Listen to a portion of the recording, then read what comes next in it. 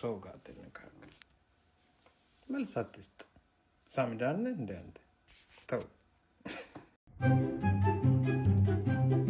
እናት ወይኔ ላግዝሽ? የከበደሽ ትመስያለሽ። አይ አመሰግናለሁ፣ ደርሻለሁ። ኧረ በእናትሽ ግማሽ መንገድ ይሉታል ላግዝሽ። በጣም የደከመሽ ስለምትመስይ ነው። እውነት እናትሽ ትንሽ መንገድ። አይ ወይ እቃው ስለሚከብድ እኔን ትይዢ? እሺ ይቻላል። በጣም ደስ የሚል ሀሳብ ነው ያመጣሽ። አዎ ደግሞ እኮ እቃው ምን ነው? በቃ ምን ማለት ነው? በእናትሽ እኔ እንዳይከብድኝ እቃው እንዳልሽ ከብለሽ እንደነገ ቺኮችስ የምን ቺክ ነው ተወራ ማጅግላችሁን ቺክ አላፈናችሁ?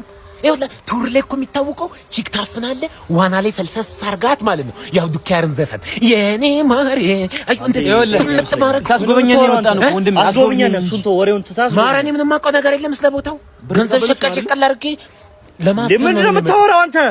አስጎበኛኝ ነው የከፈልን ለዚህ ነው። ምንድነው ብር ተቀብላለህ አይደል? ራስ አመጣው ትበላለህ ትኛለህ። መሄድ ነው ምንድነው? ብር ተቀብለኝ። አዎ ናሽ ምንድን አስወጣኝ። ወደ ሰፈራችን መልሰን ራስ አስወጣኝ። ወደ ሰፈራችን መልሰን እኛ አንፈልግም። በቃ ምን ራስ መልሰኝ። ወዴት አስወጡኝ? እኔ አንተ አይደለ እንዴ ሹፌሩ?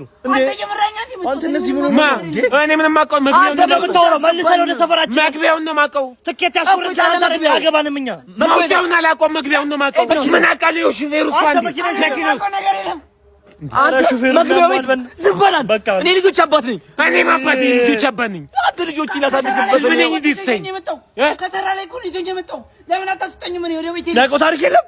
እኔ ምንም አውቀው ነገር የለም። ሴቶችን በላይ ነው የመጣው እና እኔ ለነሱ እኮ ነው የመጣሁት።